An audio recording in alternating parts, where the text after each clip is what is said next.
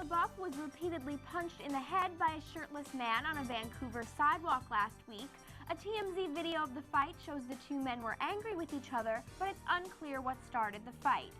The former Transformer star and the man first got into an argument inside a bar and were kicked out, but the man continued the fight outside. This isn't the first time the former Disney star has let his anger get the best of him. A bar fight landed him in handcuffs in 2010. Rihanna was forced to take a bow after an Irish farmer asked her to leave his grain field.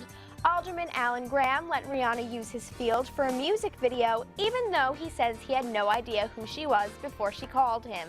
When the Barbadian singer took her top off, though, Graham asked her to leave. The farmer says there are no hard feelings and that Rihanna understood where he was coming from. He added, quote, "I wish no ill will against Rihanna and her friends." Sorry, girls. Prince William and Kate Middleton have announced their wedding, set for April 29, 2011 at Westminster Abbey. The pair, both 29, have been dating for 8 years and wanted a spring wedding. Prince William's private secretary says the couple knows the world will be watching their wedding and plan to make it a, quote, classic example of what Britain does best. Who's paying for this big bash? The royal household and the government will be meeting the cost. One of the most influential and legendary rappers of the 90s, Heavy D, died yesterday, according to TMZ.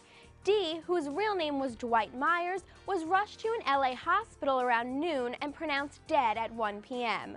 Police are investigating the cause of death, but still are not sure how Myers died. One of his most famous works was the song Now That We Found Love, which came out in 1991. Myers was only 44 years old. Dina Lohan has announced Lindsay's ironic goal of opening her own rehab centers.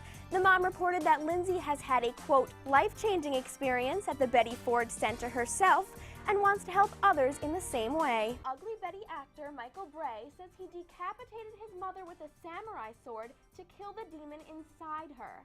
Bray claims he had seen visions and signs that made him approach his 55-year-old mother and ask if she believed in God. Conan O'Brien made his comeback this week, but didn't stand up to the competition. After losing his spot as the Tonight Show host, O'Brien moved to TBS with a new show simply titled Conan. Conan describes being off-air as, quote, like trying to keep an Icelandic volcano from wearing Lady Gaga's meat dress while a trapped Chilean miner cleans up the BP oil spill. Former reality star Jon Gosselin has found himself a new day job as a construction worker.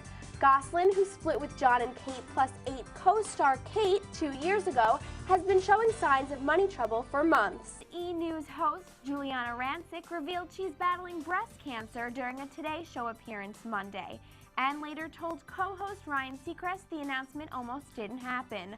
The 37-year-old planned on hiding her illness, but wanted to let her female friends know so they would go get checked for breast cancer. And Ellen DeGeneres recently gave her audience a scare when she reportedly had severe chest pains. TMZ says the 16-time Daytime Emmy winner said she woke up in the middle of the night with tightness in her chest, but because she had 2 cats sleeping on her, she thought nothing of it. The self-proclaimed best rapper alive is now a free man. Lil Wayne was released from jail on Thursday after serving 8 months for his involvement in a gun case. According to Us Weekly, the Young Money rapper pleaded guilty to attempted weapon possession after being found with a loaded gun on his tour bus.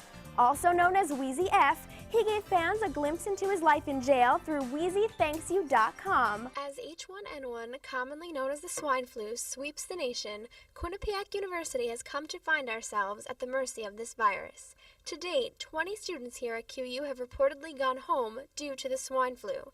And to those who cannot make it home, the rec center's quarantine facility offers a similar isolation.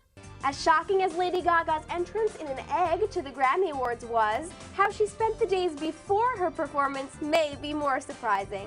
The Queen of Pop reports she spent 72 hours in the egg in order to prepare for her performance. She, quote, wanted to be born on stage as she was performing her new single, Born This Way. Gaga says her stay in the egg symbolizes her passion for her upcoming album. And it must be working. Born This Way has already hit #1 on iTunes. Whether you get a chance to get the swine flu shot this fall, make sure you continue to take your precautions in staying healthy here at Quinnipiac. For Q30 News, this is Megan Reilly reporting.